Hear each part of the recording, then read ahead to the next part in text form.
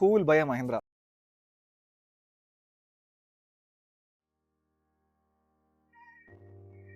Six months ago, I was on a lookout for a sub 15 lakh car, and the Toyota Hyrider was one of my strongest considerations. The Mahindra showroom was right opposite the Toyota showroom, and my friend was like, "Why don't you try out the 3XO?" I was like, "Who will buy a Mahindra?"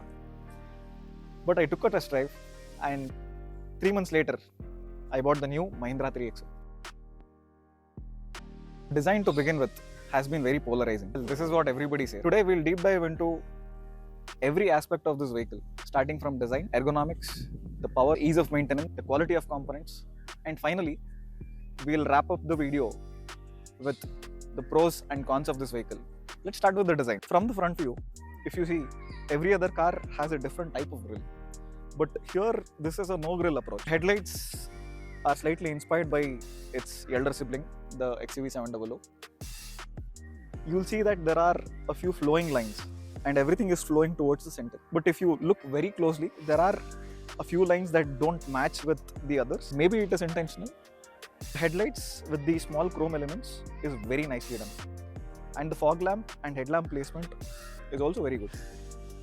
So that was about the front view of the car. Now let's go towards the side. In the side view of the car, there is one interesting aspect. Let's say you close this half of the car and just look at the front. It feels like a different car. Now you do the same for the rear, where you close this half and just look at this. It's a different car altogether. The combination of the two different design aspects have been put together, and I think they've done a very good job at it. It is definitely a very good option for people who'd want a bigger car's feel but also want it to be compact. Let's move on to the rear side of the car. So the rear side of the car has the most common yet interesting aspect of most cars these days, which is the connected taillight. The taillight runs all the way from one end to the other, and just like how the headlights are, there are similar design language followed with the taillights as well. For some reason, I don't feel like the rear design, especially the bulk of it, I don't like the way it goes with the other aspects of the car. Overall, the exterior design of the car is very well done, especially the attention to detail. For example, these patterns right here, patterns on the roof rail, round wheel well, and the cladding on it. So all of these things are very well thought of. Let's move towards the interior of the car now.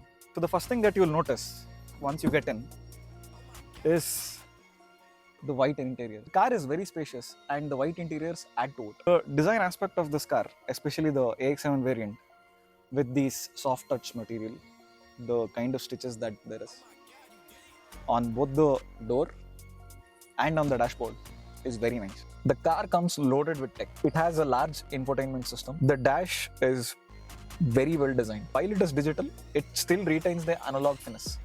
The music system is Harman Kardon tuned, and I think the music system is one of the best things on this vehicle. When you're out on a drive, the music keeps you very occupied, and it does not feel like it is too overpowering. It's tuned in such a way that you can mess around with the settings to either give the driver the best experience or the cabin the best experience. With just one touch of a button, you can change between the two as well.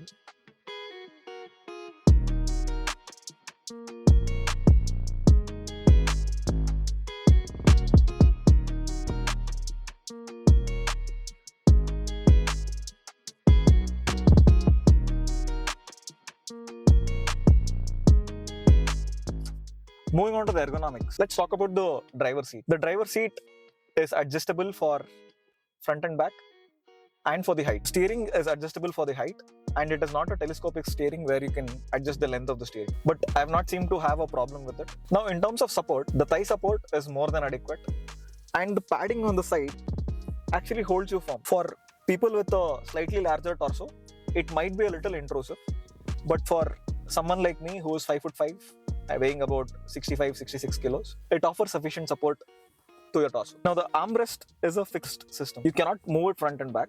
It is placed such that there is good enough room for you to, shift gears. But is it the most comfortable? I don't think so.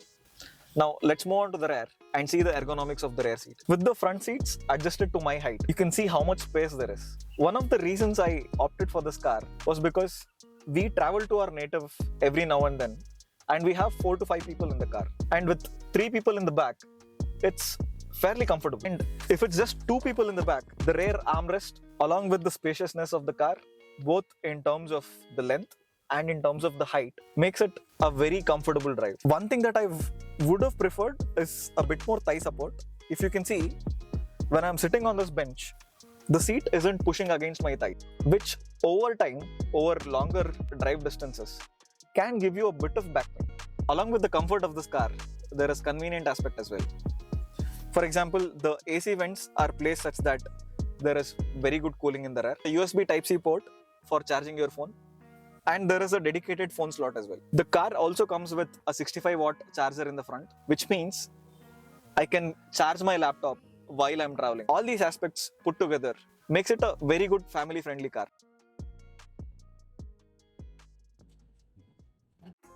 Let's talk about the powertrain.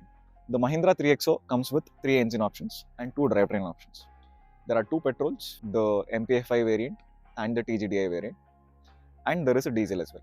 So this car over here is a diesel variant, which is about a 1.5 liter engine, which makes 100 plus horsepower and about 300 Newton meters of torque. The interesting aspect is the way it puts down the power and torque. The turbo kicks in at about 1500 RPM and gives you a linear torque delivery. And on the highway, it is a treat to drive because of this. Talking about the drivetrain options, there are 2 drivetrain options. One is the manual. The second is an automatic, that is a torque converter. I've ridden the torque converter with the MPFI petrol, and I think it is one of the best driving experience you can get on an automatic.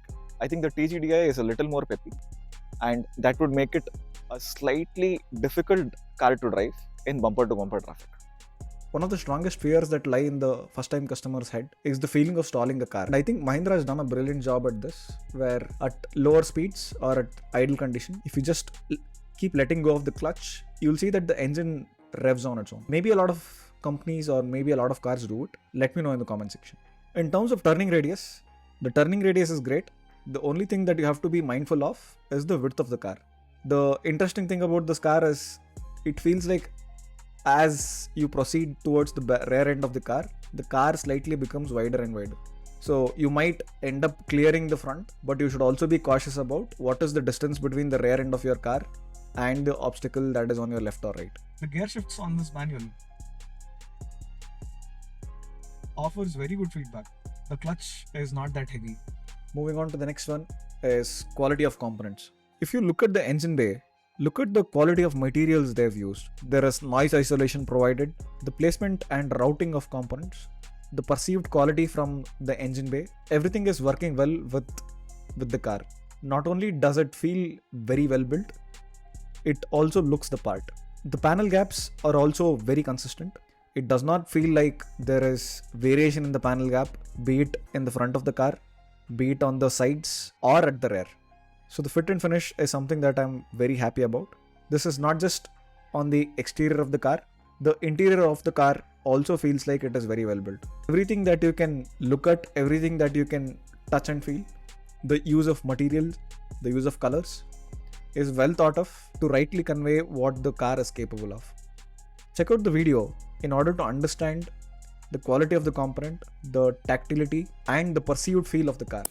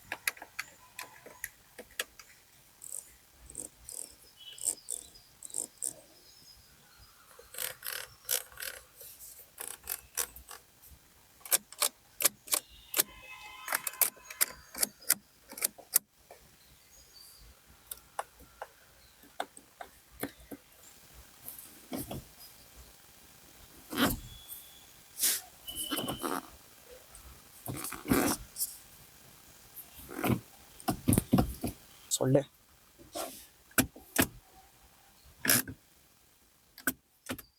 In terms of functions on the steering wheel, you have your volume controls, you have your call accept and reject, you have your cruise control button, and you have your menu selection buttons.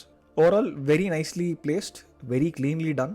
There is no complaints that I have about it. The tactile feel of the switches is excellent. The fact that they have buttons to control AC functions is commendable.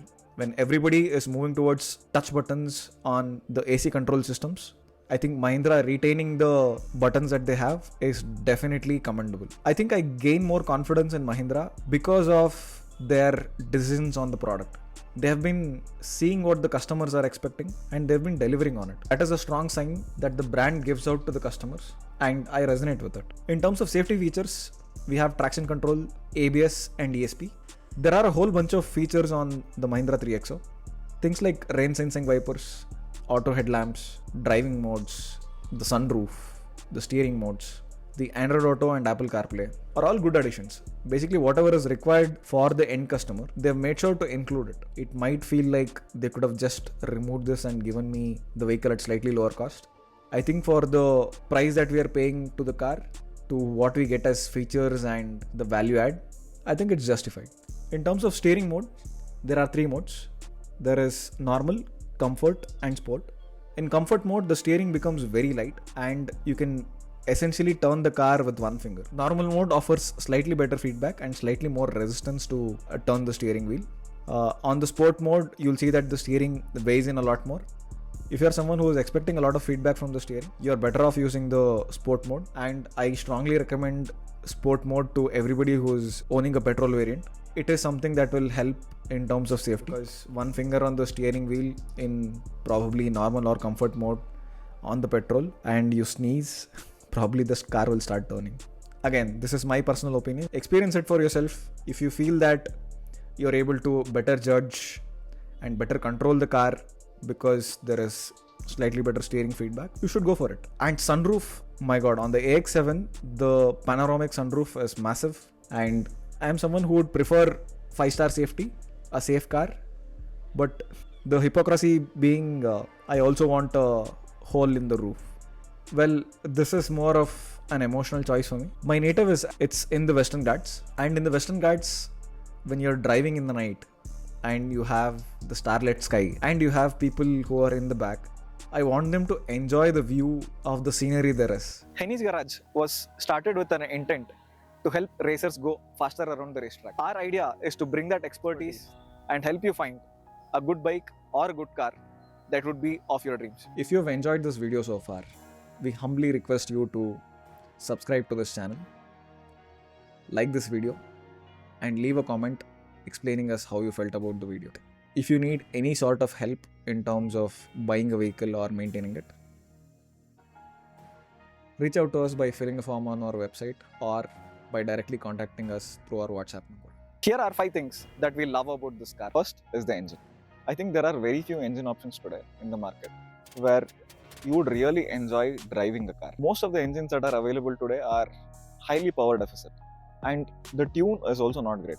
But I think Mahindra is one of those OEMs who is doing excellent on the engine front. Of course, the mileage takes a hit with that, but the way the power is delivered and the way you can enjoy the car is amazing. The second thing we love about this car is the rich feature set. The amount of features that are on offer here is nearly unmatched. I think apart from ventilated seats, most things that you would need is definitely available in this car.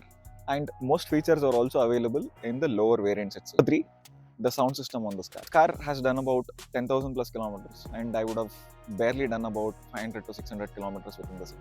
And the thing that I enjoy the most is, of course, the drive. The next thing is listening to music while I'm on the highway. Number 4, build quality. This car weighs about 1.5 tons, which means the gauge of the panel, anything that you can look, touch and feel has been carefully thought of, and the quality is very good. Number 5, refinement. This is a very refined car. For a diesel, the amount of quietness it offers within the cabin is amazing.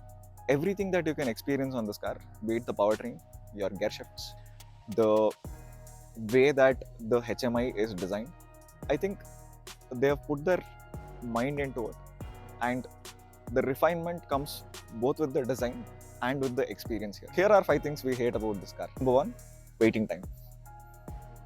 The only thing that is stopping you from getting a car like this is Mahindra themselves. When I got this car, the waiting time was about 6 months. Thanks to people I know in the showroom, they were able to bring it down to 4 months and get me this car. Number 2, the steering feedback. Especially on the petrol, the steering is so light and so responsive that it feels very scary, to a point where there is little to very low feedback even on the sport mode. So the diesel, which is about 100 kilos heavier on the front, gives better feedback compared to the petrol, but it is still very light. Number 3 is the air conditioning that I don't understand. There are times when I'm on the highway driving efficiently, the cabin cools down very quickly. But then again, there are times where it is hot and it takes forever for the air conditioning to cool the cabin. Number 4 is something that I love and hate at the same time: the white interiors. The white interiors makes the cabin looks roomy and spacious. But at the same time, there are places where it is prone to get dirty, and I wish Mahindra had put a different color or a different material so that cleaning would have been easy. Number 5, when you are connected to Apple CarPlay, the voice assistant button on the steering does not trigger Siri, it triggers Alexa instead. This is a limiting factor for me to have a seamless experience with Apple CarPlay. So that's it for the video. Thanks for watching it till the end. I hope to see you in the next one. Until then, ride safe and Godspeed.